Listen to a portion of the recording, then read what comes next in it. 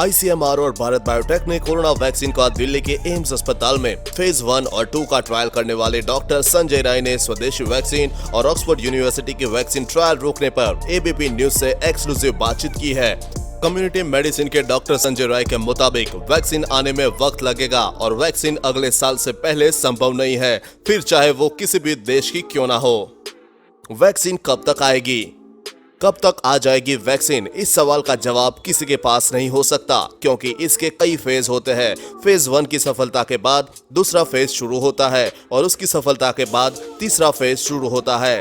अभी आपने देखा कि वैक्सीन जो तीसरे चरण के ट्रायल में था उसे किसी कारण से रोकना पड़ा। कभी भी कुछ भी हो सकता है, उसको रोका जा सकता है। वैक्सीन के साथ दो चीजें होती है। पहली कि ह्यूमन ट्रायल हो रहा हो तो किसी को नुकसान ना हो, जो कि बेसिक प्रिंसिपल है। दूसरा, मेडिसिन का सेफ हो, वैक्सीन और लंबे समय तक हो और इफेक्टिव भी हो। इफेक्टिव का मतलब उससे एंटीबॉडीज बनने में शरीर में और वह लंबे समय तक बने ताकि वायरस को न्यूट्रलाइज कर दे। यह नहीं कि कुछ वक्त के लिए उसे न्यूट्रलाइज करे, बल्कि लंबे समय तक न्यूट्रलाइज करे। इसलिए अभी तक फेज 3 शुरू नहीं हुआ है, जो बताएगा कि लंबे समय तक बन रही है एंटीबॉडीज या नहीं। इसलिए कहना बहुत मुश्किल है कि कब तक बन पाएगी वैक्सीन, फिर चाहे वो फेज 3 के ट्रायल में हो रही वैक्सीन क्यों ना हो। भारत बायोटेक का हो या फिर जाइडस कैडिला का हो या चाइना का हो, किसी का भी हो। और कितने दिन ट्रायल चलेगा और कब मिलेगी वैक्सीन?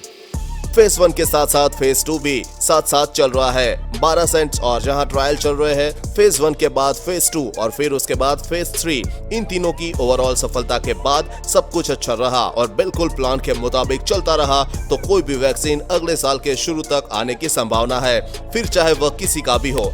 किसी भी ड्रग या वैक्सीन का ह्यूमन ट्रायल करते हैं तो अलग अलग चरण होते हैं। जब एक चरण में सफलता मिलती है तो रेगुलेटरी अथॉरिटी उसे देखती है और संतोष हो जाती है, यह ठीक है और सेफ्टी है और प्रोफाइल पर खरा उतरता है, तो दूसरे चरण में जाने की उसे अनुमति देते हैं।